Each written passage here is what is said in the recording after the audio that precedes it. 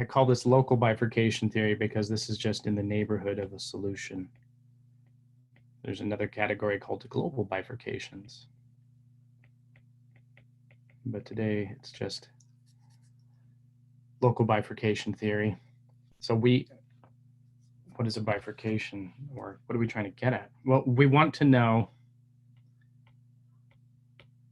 how the solution structure, or how the phase portrait changes as we vary some parameter.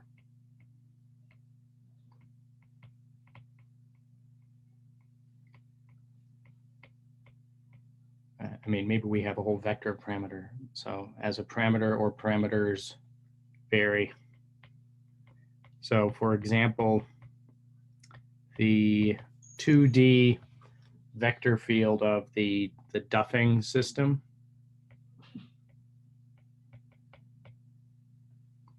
for some value of the parameter, we have solutions, and I'm just sort of sketching it out, solutions that we've got a couple of fixed points, and there's orbits around the fixed points. There's also a saddle point. There's orbits that go all the way around. And then as you vary some parameter, this is a physical system. So let's say damping, if you were to go from no damping to some damping, small damping, then the phase portrait will change. We'll still have the saddle point, but these other points now have trajectories spiraling into them. And so physically, that means due to damping, you're sort of settling down on a one of the two asymptotic fixed points. And other trajectories will do the same. So these two, the phase portraits are not topologically equivalent. So if you remember, we've talked about this notion of topological equivalence. Well, bifurcation theory is the study of when the topology of solutions changes, or another way to say it is when the solutions qualitatively change, either going from, in this case, these points where things are just circulating around to things are spiraling into them. That's a qualitative change. So we will be looking at that. Let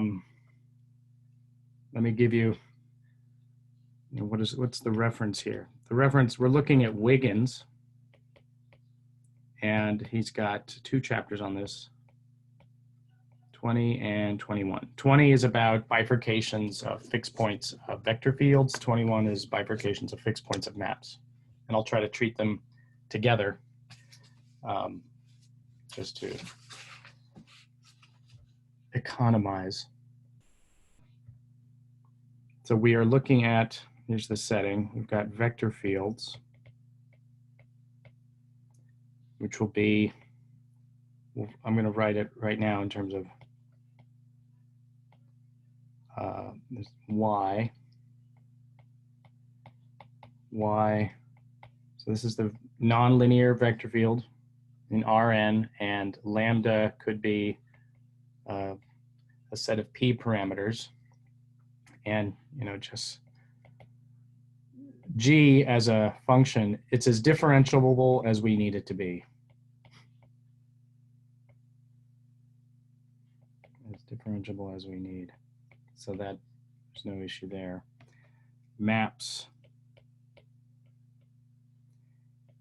In this case, it'll be y maps into g, y, lambda.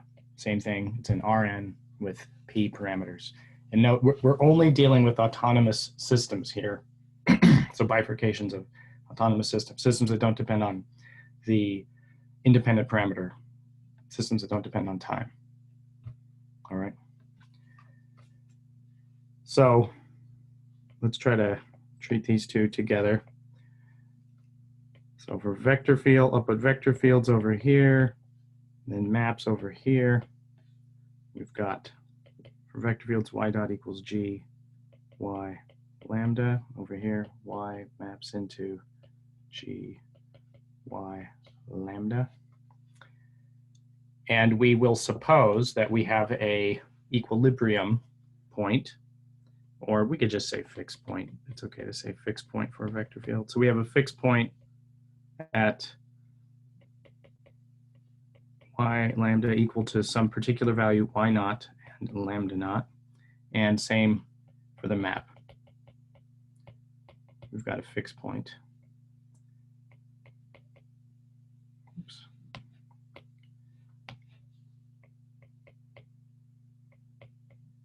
All right. So what does this mean? In the vector field case, that means that g of y naught lambda naught equals 0. So it's a point of equilibrium. The vector field is 0. It vanishes. For the map, this means that g of y naught lambda naught equals y naught. So it doesn't equal 0, but it is equal to a constant in both cases. So we want to look at the behavior in both cases. Look at the behavior near the fixed point.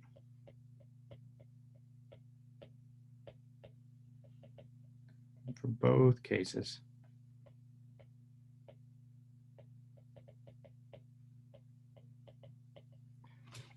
So the first thing we would do, we would look at the linearized stability. Let me scoot on up here. And what will the linearized stability be? This is linearized stability near that fixed point. So we look at a small displacement. So for small displacement, and in both cases, I'll call it chi. Chi dot equals, in this case, it's the Jacobian of g with respect to y, the phase space, evaluated at y naught lambda naught. I'm going to get those two confused because they're like rotated symbols 180 degrees. Yeah. So we have a n by n. This is an n by n matrix, chi. And in the case of, that's for the vector field. For the case of a map, we have chi maps to d lambda g, y naught lambda naught, chi. We've got this n by n matrix. So in both cases, we've got an n by n matrix, constant matrix. So we want to look at the eigenvalues of that matrix.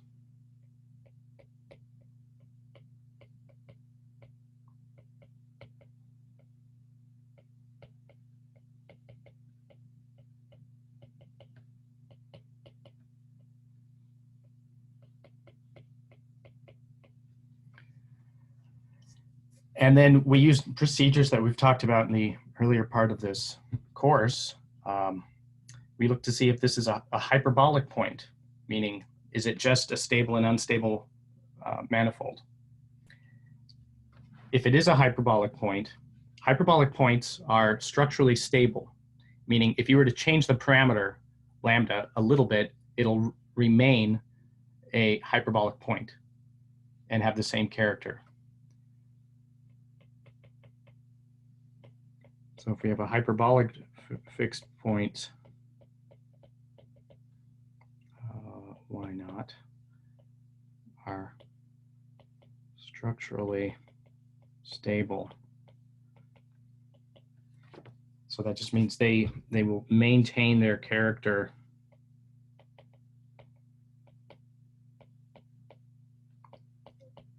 under a small, smooth change in the parameter. Lambda away from lambda naught. Another way to view this in terms of topological equivalence is that if you have a hyperbolic fixed point, it will be, the phase portrait near that hyperbolic fixed point will remain topologically equivalent to any small change in the parameter value. And this is where it's important to know if you have a hyperbolic point or a non-hyperbolic point. And why is this the case? It's because the eigenvalues of the hyperbolic fixed point, the eigenvalues of this matrix, vary continuously on the parameter lambda. Now things get interesting when, as you change this parameter value, now you get to a point where the hyperbolic point, the fixed point is no longer hyperbolic. It becomes non-hyperbolic. So it's some value of the parameter. It's possible that the fixed point becomes non-hyperbolic.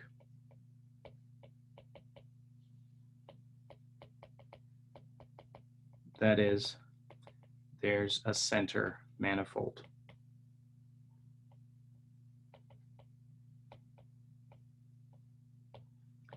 And bifurcations can occur, meaning now we could, as we change the parameter value some more, we could go into regimes that are not topologically equivalent to what they were before this bifurcation. So, in some sense, this is trying to bring together everything we've talked about over the past few weeks.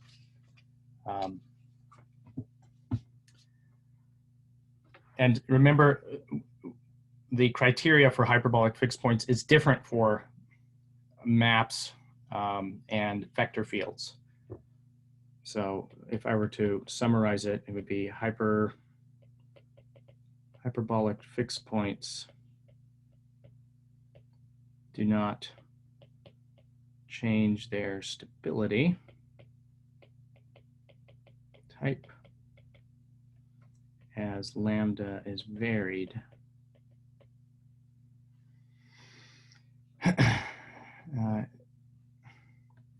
That is if, and so this is just another way of saying what do we mean by hyperbolic fixed point. If this matrix, the Jacobian of G, has no eigenvalues that are imaginary, right? Having imaginary eigenvalues or an eigenvalue of 0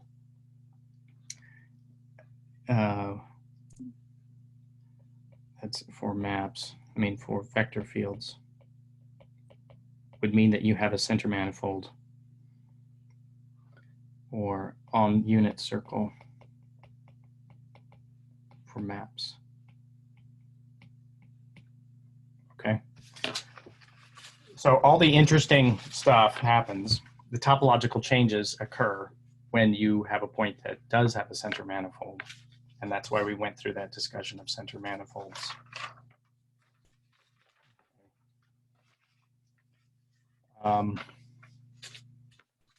So we're going to look at first the simplest type of bifurcation.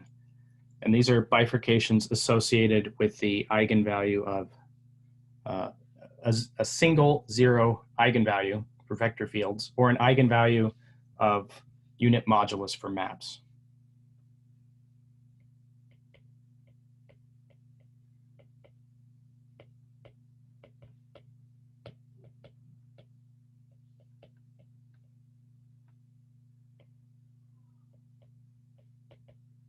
So let me just say that.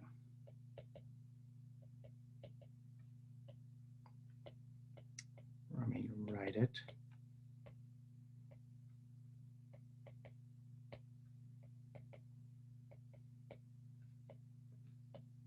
Of unit modulus. It basically means an eigenvalue of plus or minus 1 or plus or minus, plus or minus 1 for maps.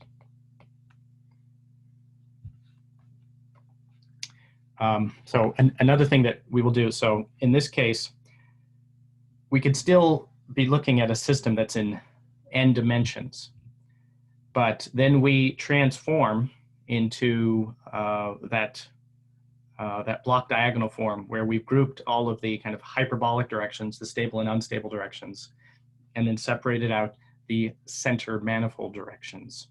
All we have to look at is the dynamics in the center manifold direction. So if we have a single eigenvalue that corresponds to a center direction. That means we have center dimension equal to 1.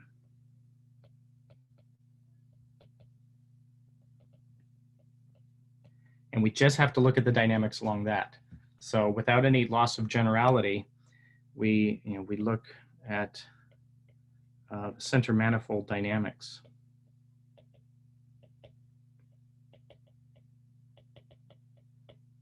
Which are 1D. And we'll just use X to represent that. So for vector fields, we'll have X dot equals F of X and mu. I'll also say mu is equal to lambda minus lambda naught. And we may have P parameters that vary, and we'll only look at 1. So we're considering all of the other P minus 1 parameters are constant, and we're only looking at how one of them varies. Okay.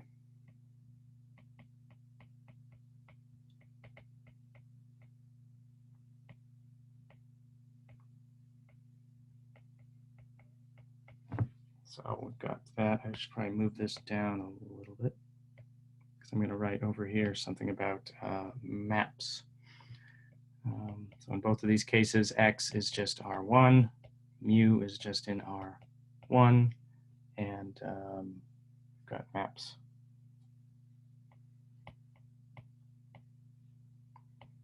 X goes to F of X mu. In both of these cases, what are the criteria? What are we looking at? Well, F of 0, 0 equals 0. In this case, F of 0, 0 is 0. So our X equals 0 is our fixed point.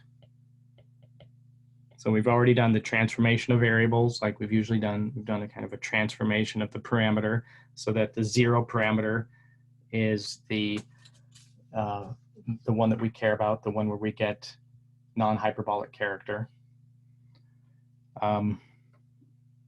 So we also have partial F, partial X.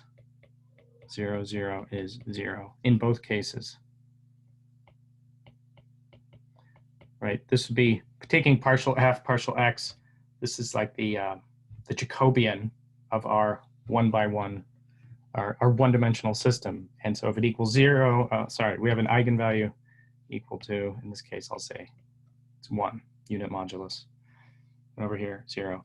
This could be plus or minus 1 for maps, and it doesn't really change things.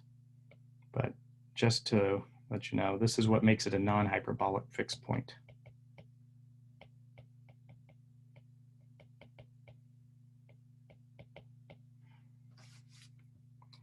So given these criteria, this doesn't uniquely tell us what type of bifurcation it is. I think there are 4 different bifurcations that all would share these qualities. So that means it has to do with not just the linear part of your vector field or your map. We need some criteria for the nonlinear part. And it's the nonlinear part that tells us what kind of bifurcation will occur. Okay. So the first one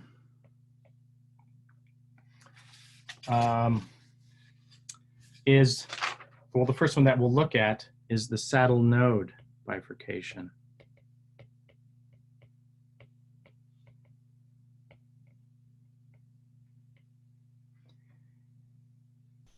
So if you have a system that has a saddle node bifurcation, then if you were to look at its one-dimensional center manifold, you could take the normal form, so do a nonlinear transformation, and to lowest order, the normal form, at least for on the vector field side, would look like x dot equals mu minus x squared to lowest order. I mean, there might be a cubic term and whatever, but it won't necessarily change things. So what do we have in this case? We would have, there's equilibrium at x equals plus or minus square root of mu.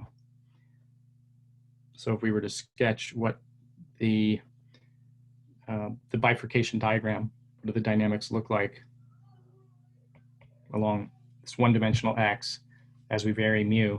Well, for mu less than 0, we've got things are just sort of going through. At this point, x mu 0, 0, we have 2 equilibria showing up. So over here, there's no fixed point, no equilibria. Here we have 2 fixed points of opposite character. So like I've done before, solid means stable, dashed means unstable. So we have this type of situation. Okay. So you can have that. What's the linearization?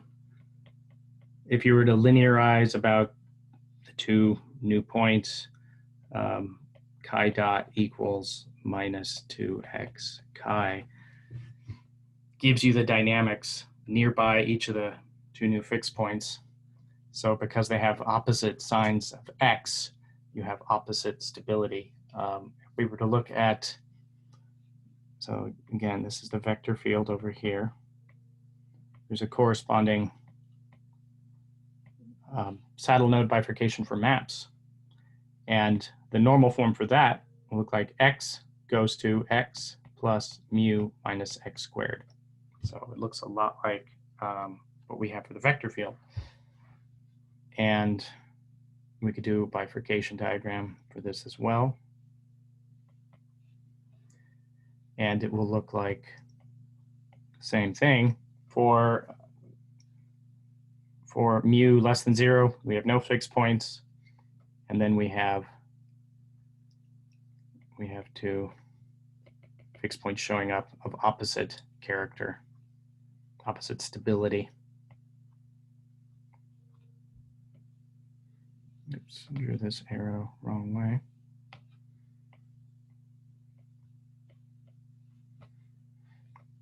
And here the linearized dynamics, oops, is given by near each fixed point is chi maps to 1 minus 2x chi. All right. We can write in terms of f.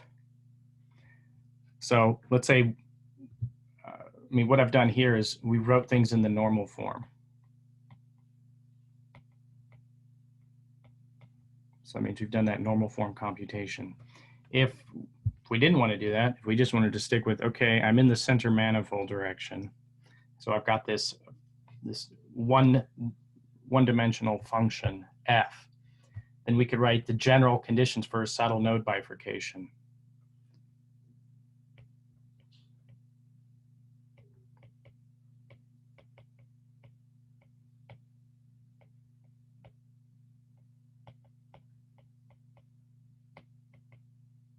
And it'll be, we'll just summarize it here again. We're talking just one-dimensional.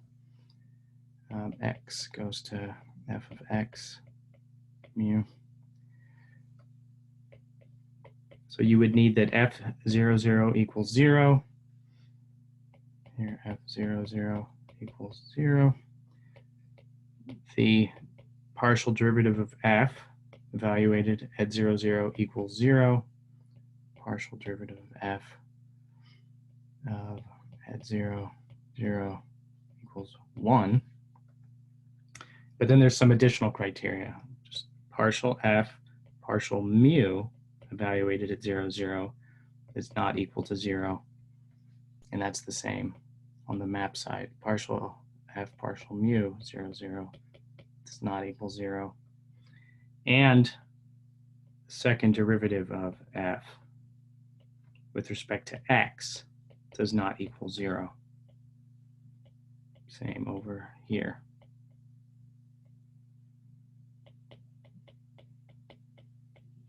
evaluated at that bifurcation point, x and mu both equal to 0.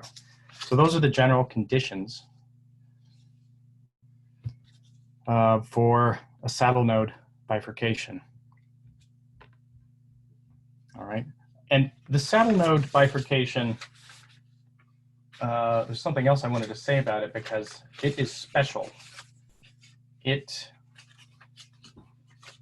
is robust with respect to perturbations. So if we were to add another parameter, a first order parameter, to perturb the system, we would still have a saddle node bifurcation. So this is just sort of a note.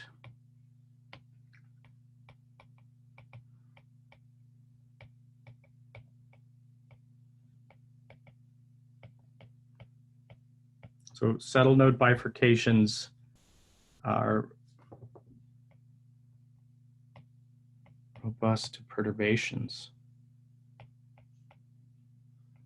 So what do I mean? And I'll just do this for the vector field case. If we have a system like this, this is the normal form for the saddle node. Let's perturb with a linear term, epsilon times x, for some small parameter epsilon. So when epsilon equals 0, then we recover this, but if not, then we've got x dot equals mu plus epsilon x minus x squared. For epsilon equals 0, right, and x dot equals 0, the criteria for the fixed point, we have fixed points at x equals plus or minus square root of mu, which we already drew kind of up above. I'll just sort of draw that. There they are. So we got fixed points. What about for epsilon not equal to 0? We look at fixed points now. We have fixed points at x equals, they've shifted. Epsilon over 2 plus or minus 1/2 square root epsilon squared minus 4 mu. And we still get, let me just sort of sketch what we get. We have for epsilon less than 0, in our phase space of mu and x, we would have the bifurcation happening just a little bit below the mu axis. We still get our 2 points. For epsilon equals 0, we get a picture just like on the left. And for epsilon greater than 0, we get the bifurcation happening a little bit above the mu axis. But in all cases, we have a saddle node bifurcation. Okay. So that's just a note. What this means is that saddle node bifurcations are not, so fragile. They can actually be seen in real systems because they're robust to a perturbation. In this case, it's kind of weird. We're calling the linear term a perturbation, but even with that linear term, these things still show up. So they're seen in all kinds of real systems. All right, the next would be a transcritical bifurcation.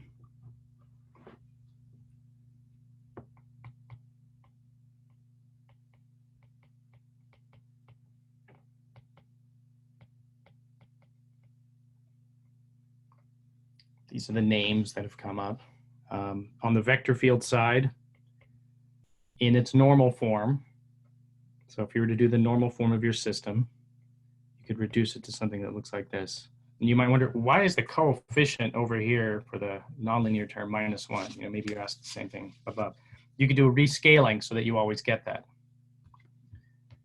And on the map side, x maps to x plus mu x minus x squared. I mean, it looks like you just sort of have the vector field and then you add an x. And that's how it's going to look for all of these. All right. So in both cases, we have fixed points.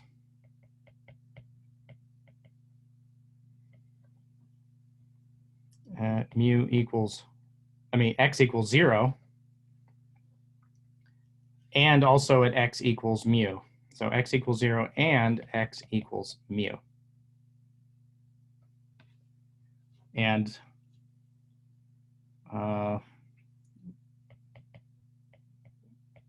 the linearized dynamics in the vector field case, we have chi dot, and this should be chi dot equals mu minus 2x chi.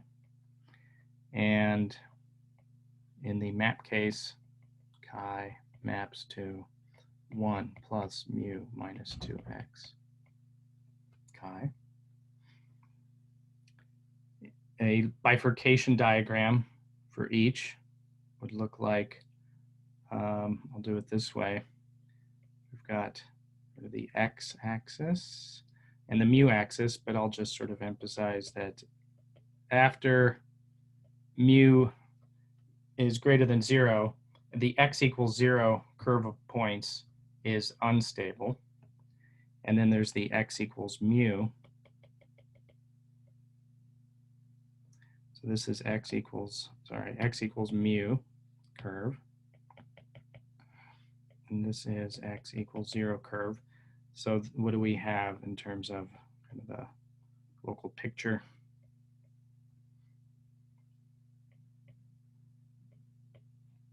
So the 2 points switch roles, switch stability types. Okay. And something similar happens near x and mu equal to 0 over here for the map.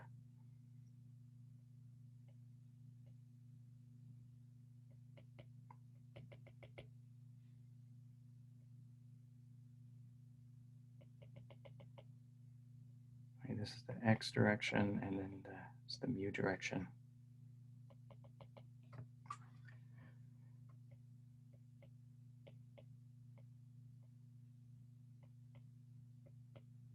Although since this is a map, some new phenomena can happen. And at, maybe I've drawn it in here, at mu equals 2 and mu equals -2, beyond that, the x equals mu branch goes into a period doubling bifurcation.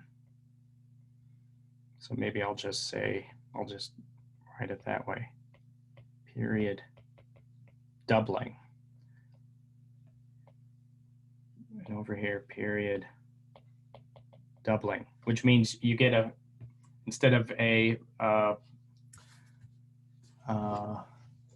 fixed point that's a period 1 point, you'll get a fixed point that's a period 2 point.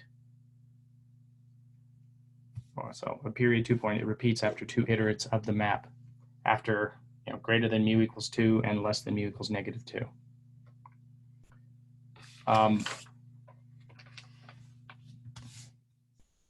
There's also some general criteria that we can write for the vector field and the map to be a transcritical point. And it's different than the criteria for the saddle node bifurcation. I'll just write it for the vector field. A quick question about this type of bifurcation. So general criteria for a transcritical bifurcation.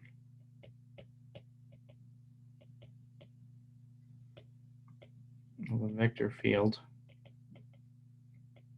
the 1D vector field, F. So we got x dot is f of x and mu, where x is just R1, mu is in R1. The same setup that's true for all of these bifurcations. And I may not have said it, I think they are all called, because they lead to steady states. This simplest category is also called the steady state bifurcations.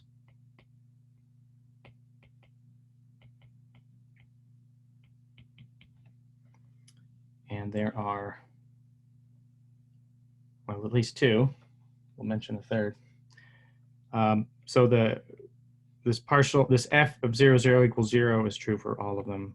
Partial f, partial x, 0, 0 equals 0 is true for all of them. Now the ones that are unique for the transcritical bifurcation are the second derivative of x. Second derivative of f with respect to x evaluated at 0, 0 is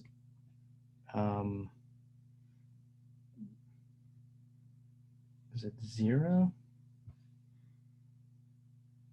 No, it can't be right. It's not 0.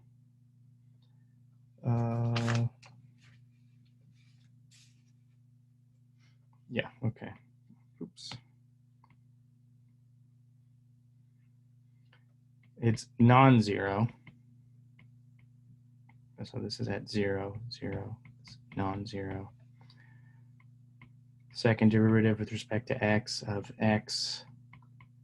So the partial derivative evaluated at 0, 0 is non-zero.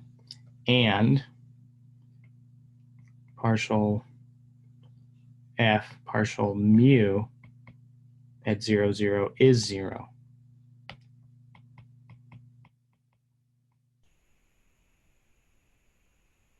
All right.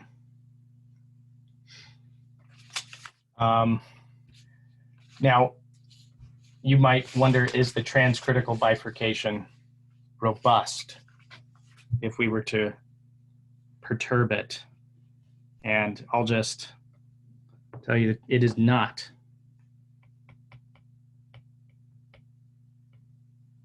If we perturb the transcritical bifurcation,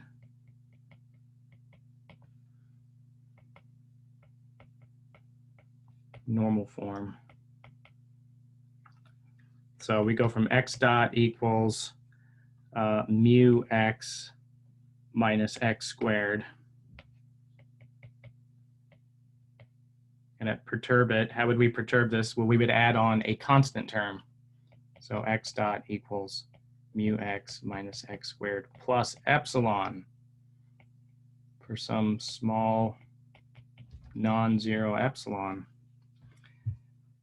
Well, the transcritical bifurcation goes away. So we would have for epsilon less than 0, what would we get? We get that this stable branch just sort of moves. The unstable branch just sort of moves. So they don't hit each other. That's the key thing. They don't collide. You only get them colliding for the very special case that epsilon equals 0. So, over here, I would say there's no bifurcation. You just have two points of opposite stability that came near each other and then went away from each other. For epsilon equals 0, they do actually collide, right? But it's a very fragile situation. And what about for epsilon greater than 0? And this is the real kicker, I think.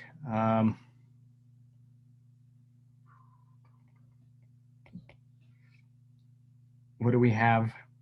Well, you could kind of imagine if we go in the other direction, these two curves will merge in the opposite way, meaning this curve and this curve will merge that way. And oh, what do you know? It's a saddle node bifurcation. And down here, we have two saddle node bifurcations, which just then goes to show the saddle node bifurcation is robust. Because over here, we didn't have a bifurcation. Over here, we had a real fragile one. If you breathe on it a little bit, it goes away. And then over here, we have two saddle node bifurcations. And it is left as an exercise to show that.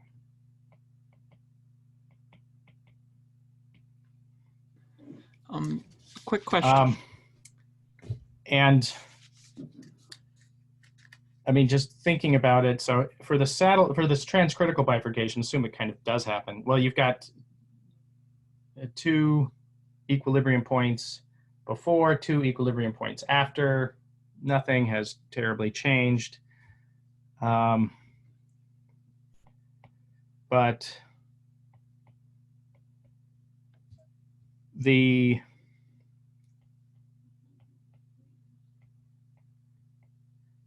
if you have a saddle node bifurcation, that has much more dire consequences because in general, they don't kind of come in pairs like this. They just sort of show up.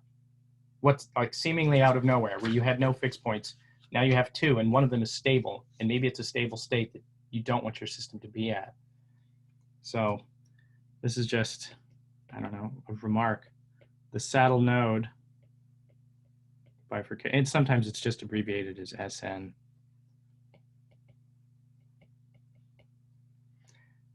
It predicts much more dire consequences.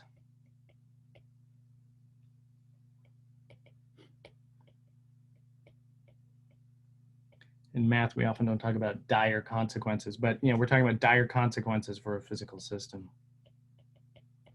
Much more dire consequences for a physical system than does the transcritical. In Strogat's book, Nonlinear Dynamics and Chaos, he has an example of where a transcritical bifurcation shows up in a few systems. One that I remember is like some kind of laser system. But then it's not kind of structurally robust. You add a little perturbation, it goes away. All right, what's another bifurcation? There's other bifurcations you should at least be aware of. Yeah. Pitchfork.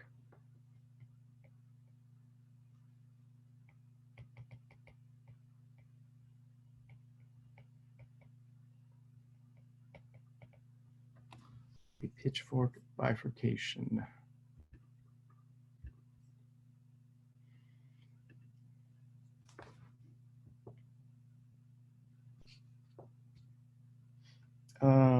Wait, I think before I do that, hold on. I wanted to show something.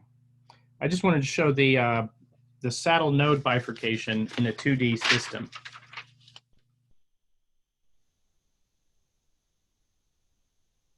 And this is from Strogat's.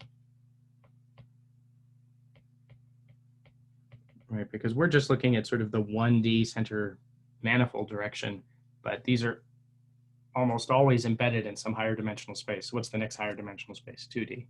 So here's a Strogat's image of a saddle node bifurcation in 2D, but only one of the dimensions is the center manifold. Let me bring up that image. Yeah, here it is. Okay.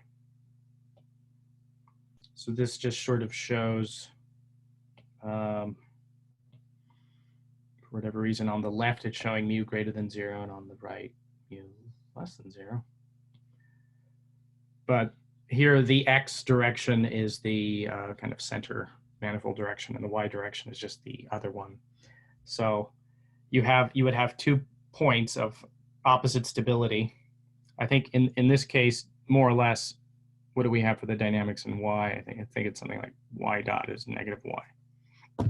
So everything is kind of going to the x-axis, and then the fate ultimate fate is determined by what happens along the x-axis, along the center manifold.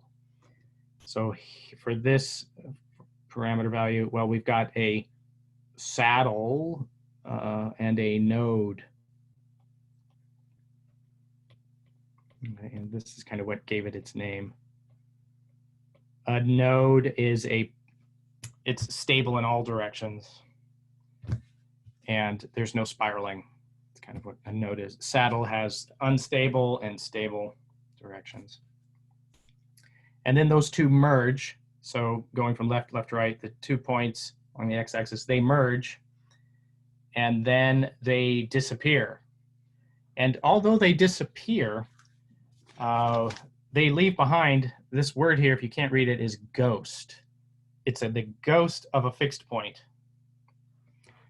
And things slow down a lot. So even though we don't have a equilibrium point necessarily, we have a near equilibrium region.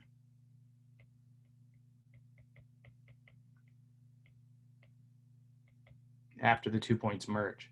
In fact, if the parameter value went from mu negative to mu positive, we could actually use that as a sign to detect the saddle node bifurcation is about to occur, that, there's a region of phase space where things are slowing down a lot.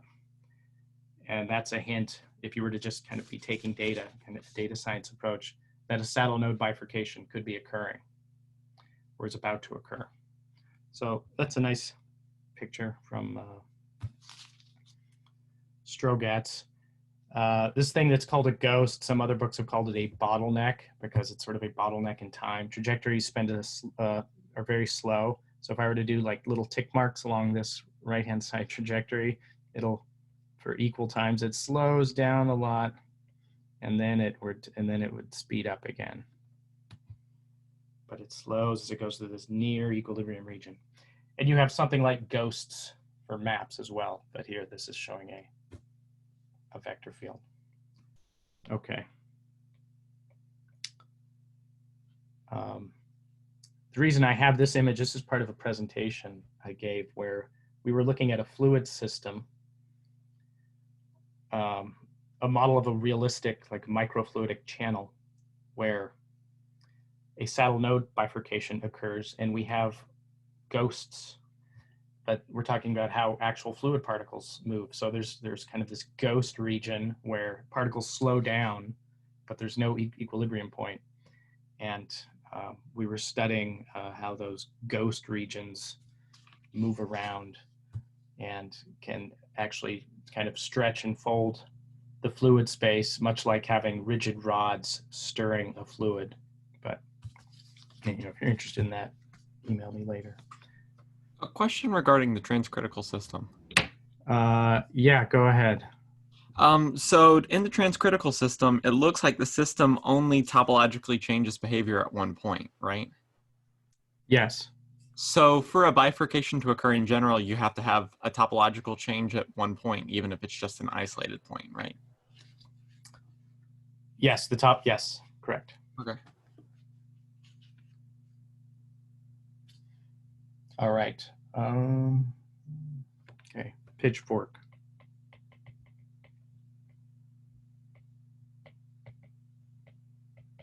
And spoiler alert, Pitchfork bifurcations are also not structurally robust, so you'll tend not to see them. You'll see something that if you like blur your eyes will look like a pitchfork, just like up here. You blur your eyes, case on the left and the case on the right kind of look like it's a transcritical.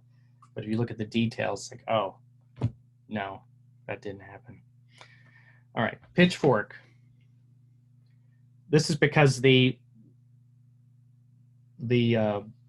bifurcation diagram looks like a pitchfork. So we're only going to look in this case at the vector field.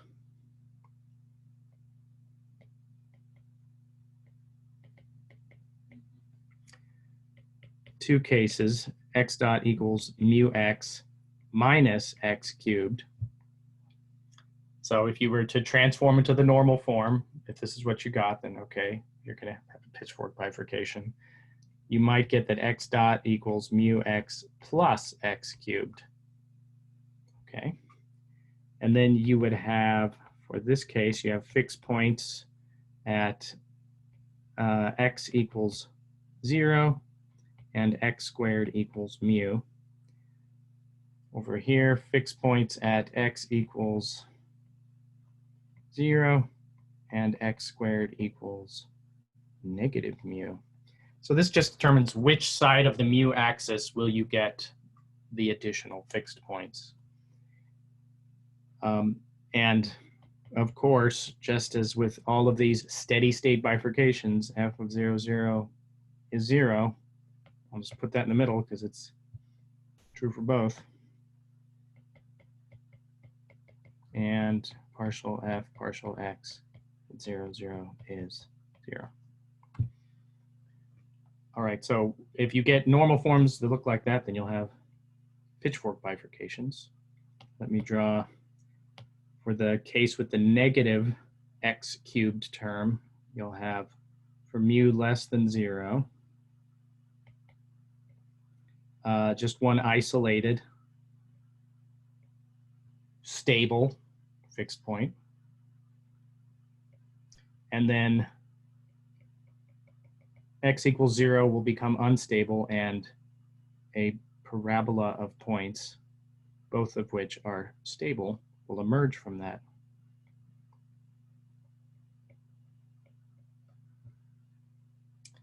This is called the supercritical case. And this other one, which has the plus sign, plus x cubed, will give us the kind of an opposite picture. And this is the mu axis. Oops, mu axis.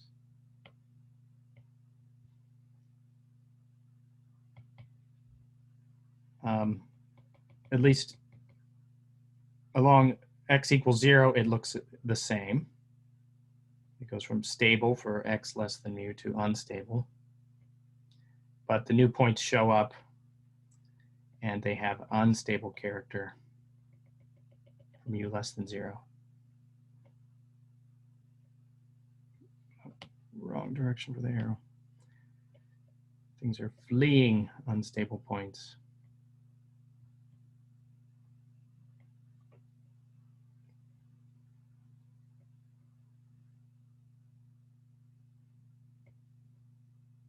Okay, so this is called a subcritical case.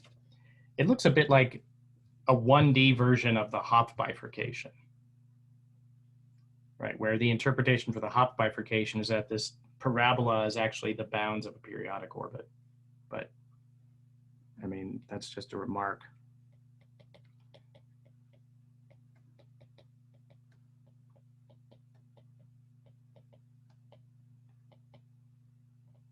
Hopf bifurcation.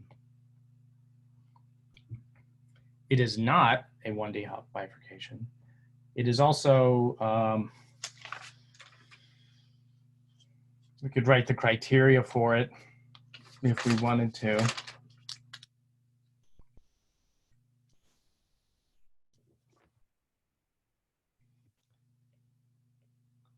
So general conditions for a pitchfork. And because it resembles the three-pronged pitchfork, like for moving hay around. That's why it's called a pitchfork. I guess back when they named it in the 60s, more people were familiar with pitchforks. I probably haven't seen a pitchfork. And we don't typically have three-pronged forks in the kitchen. I think all of our forks are four-pronged. Anyway, so the general conditions for a pitchfork bifurcation, and we're talking about the vector field. X dot is f of x mu, and f of 0, 0 is 0. We've already said that. Partial f, partial x, 0, 0 is 0. But now we also have partial f, partial mu, that 0, 0 is 0. And now some other criteria, second derivative criteria. Partial f, the second derivative of f with respect to x and mu, 0, 0, is not 0. Second derivative with respect to x of f is 0, right? There's no second order term. And here's a third derivative criteria. There is indeed a third order term in x, so that is non-zero. So if you take your app without doing any kind of fancy rescaling, just you've got your center manifold. If you achieve these criteria, then you have a pitchfork bifurcation. That's the same for everything that I've written the general conditions for. You don't have to put it into the normal form. You just have your nonlinear function f along the 1D center manifold. Okay. It is not robust to perturbations.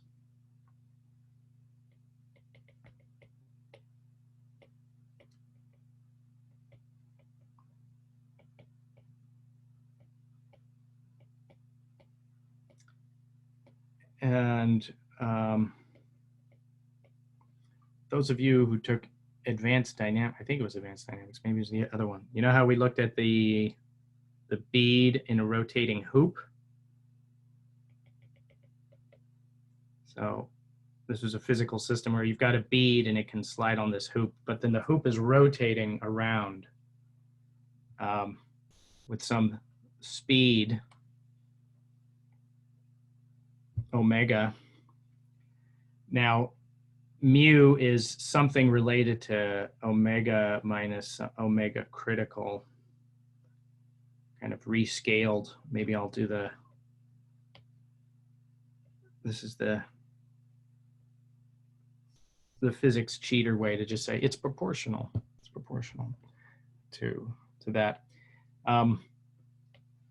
Had you consider the case where, what if it was kind of not exactly rotating about the great circle, but some other axis? Like, you can't set it up so it's rotating perfectly about that. So there'll always be some small shift, epsilon.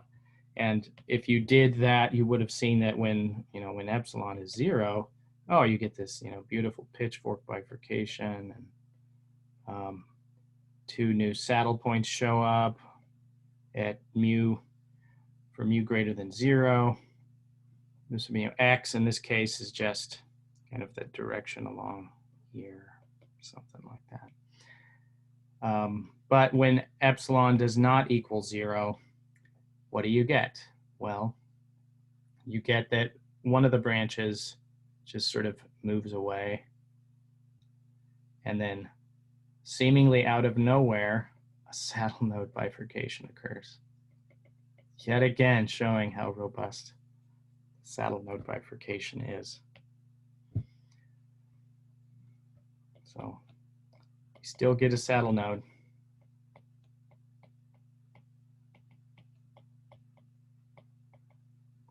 I mean, what this physically meant is one of these fixed points. That means the fixed point that corresponded to the bottom position of the hoop just kind of moves one way. And then out of nowhere, an unstable and a stable point show up elsewhere at some critical value of the rotation speed of your hoop. So saddle nodes definitely do show up, and they can be troublesome. Okay, let me give I'll just mention a bifurcation for maps that's related to the pitchfork. Do I want to do that? It's kind of like the analog, I guess, but there's something called the period doubling bifurcation for maps. And this is just an example. If you want to know more about it, you could read about it. But if x goes to f of x and mu, that equals minus x minus mu x plus x cubed. So you can see there's a similarity in this part. It looks like the pitchfork bifurcation somewhat. And here we're just talking x is real, mu is real. Here f 0, 0 is 0. So 0 is a fixed point. And if we were to do partial f, partial x at 0, 0, it does have modulus 1, but its actual value is -1. So we have fixed points, and I mean here period 1 points of x mu equals, x, sorry.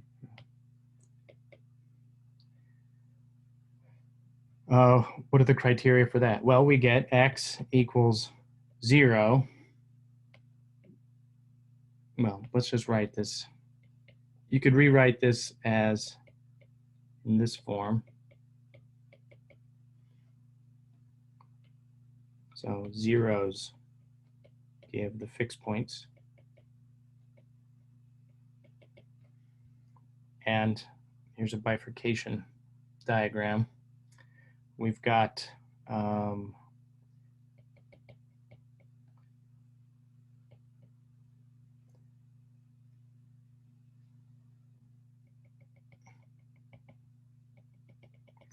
this happening.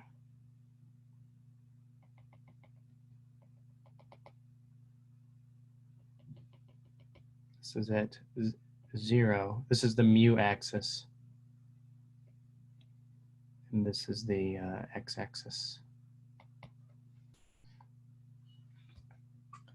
So there's something like a pitchfork bifurcation over here.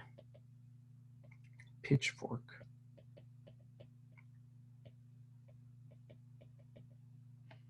But then we also get a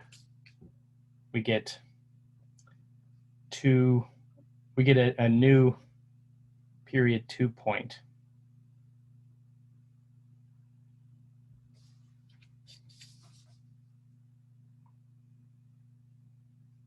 Okay. So this bifurcation has, it looks like it has some non-locality about that. Is that true? Something weird's going on, yeah. Because, yeah, I don't see how, maybe I've drawn this wrong. I'll just sort of erase it there so you don't have to worry about it. I'm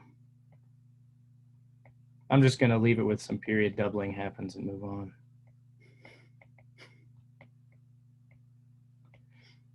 Because the final thing I wanted to talk about is the Hopf bifurcation.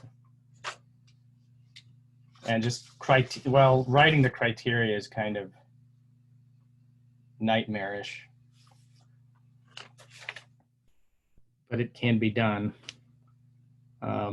This period doubling bifurcation for maps, I think it's robust. That's just a guess. I don't know. I think if you perturb it, things still happen. All right. So just to end on this, the Hopf bifurcation, this happens along a 2D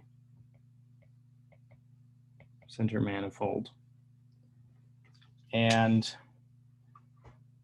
we've got I'll do the vector field over here. And remember, it's not technically called the Hopf bifurcation. It's called like the Naimark-Sacker bifurcation, but we can call it the Hopf bifurcation for maps. In terms of the vector field, we're writing the normal form.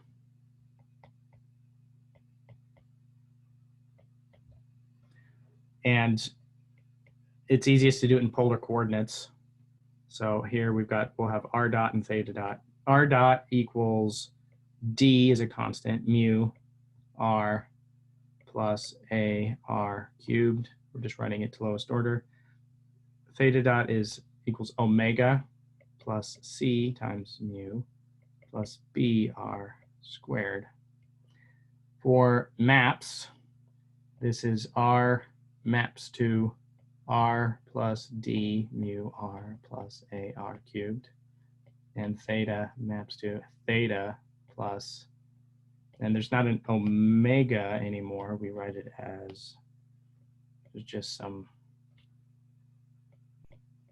constant, phi naught plus v1 mu plus br squared. And what do we get? For vector fields, we get a periodic orbit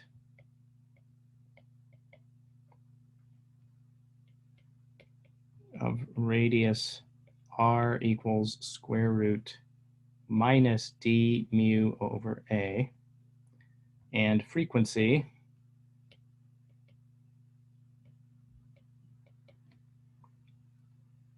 omega plus c minus bd over a times mu. For maps, we don't get a periodic orbit, we get an invariant circle showing up with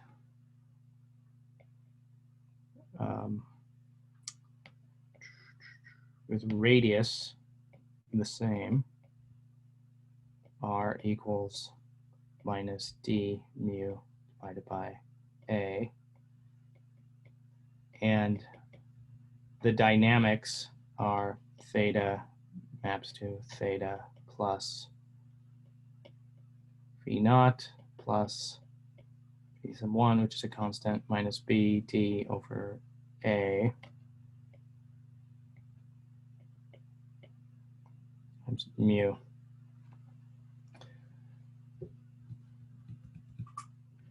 And theta is defined modulo, not 2 pi, modulo 1. So, and this part is a constant over here. So this circle just exhibits a rigid rotation.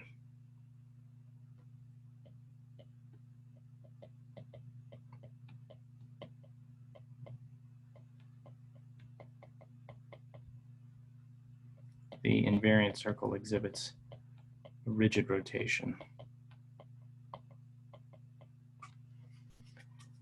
Now,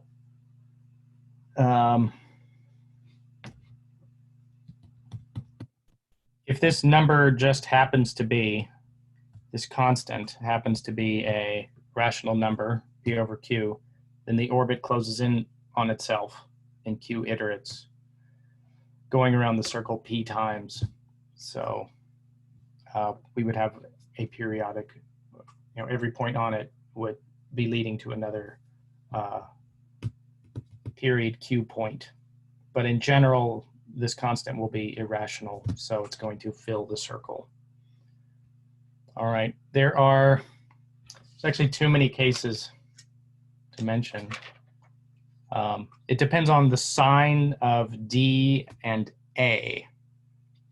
What kind of, if we get like a supercritical, subcritical, blah, blah, blah. But I'll try to summarize. So we're treating mu as a parameter. There are 4 cases.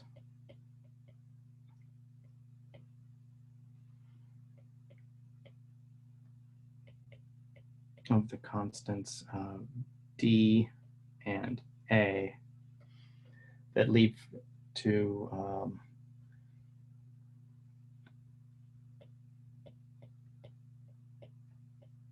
different, I guess, bifurcation diagrams. But what I'll draw, the pictures are qualitatively true for both vector fields and maps.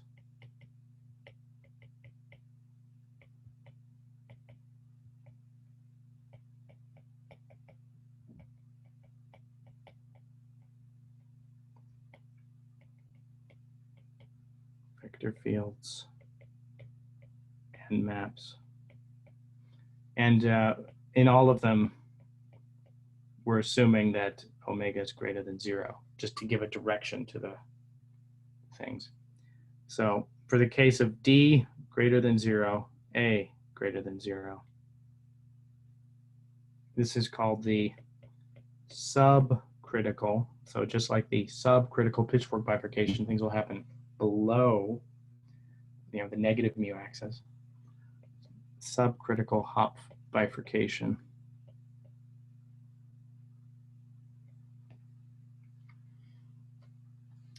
And what do we get? I mean, what I'll be drawing is, instead of, you know, X and Y, we'll be looking at R and theta, kind of. So here is the picture near the origin, or mu less than 0.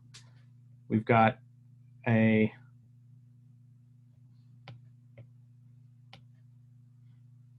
could try to draw it dashed. We've got this unstable periodic orbit, and everything inside of it is spiraling in, everything outside of it is spiraling out. Sometimes people will say that this is an unobservable unstable periodic orbit, but it does have important effects on the dynamics. It's a separatrix. It separates those initial conditions which are spiraling into the origin and those which are kind of going out, not necessarily to infinity, but they're leaving the vicinity of this equilibrium point. For mu equals 0, we've got that things are just spiraling out. And for mu greater than 0, they're just spiraling out still, just exponentially spiraling out. And note that the linear approximation for mu equals 0 would just give a bunch of closed curves, but you need to look at the true nonlinear picture to get an idea that, oh no, things are actually leaving the vicinity. All right. I'll give just one more case. I'm not going to give all 4 cases. The D still greater than 0, but now A less than 0. Here's another case. This is the supercritical Hopf bifurcation.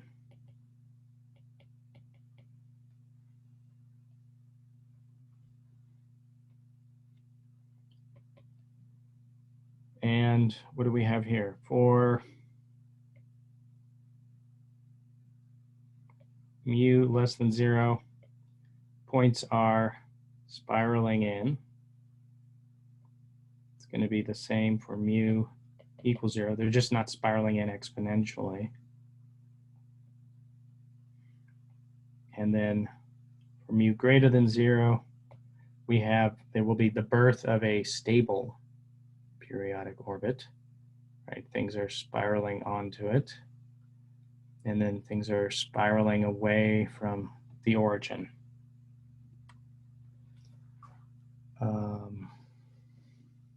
And then there's 2 other cases.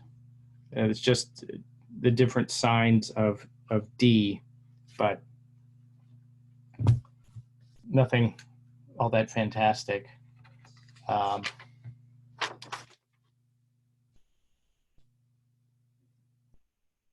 One of the interesting things here is, you know, A determines whether or not, how would you get D and A? D is just the derivative of the real part of the eigenvalues.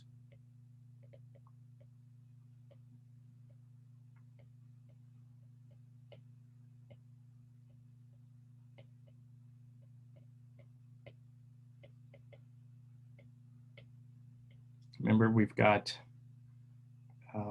imaginary and real. So in this case, we're writing D greater than 0. That means, right, we've got, to have a Hopf bifurcation, you need at the bifurcation, you've got a complex conjugate imaginary pair. And so D greater than 0 means that they're going from left to right. So this is You could get the sign of D just by looking at how is it crossing the imaginary axis, positive or negative. Getting A is more involved. I don't even know if I want to give it. It's in Wiggins. The expression can be written in terms of derivatives of the nonlinear part. And it's like second and third partial derivatives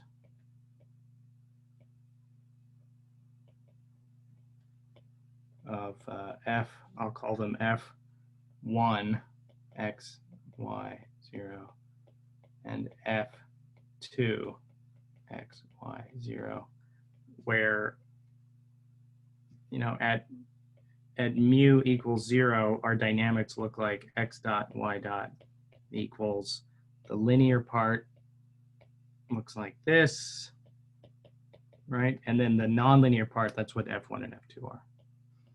f1, x, y, 0, f2. So you could look it up. I actually verified it for a system related to gliding of animals.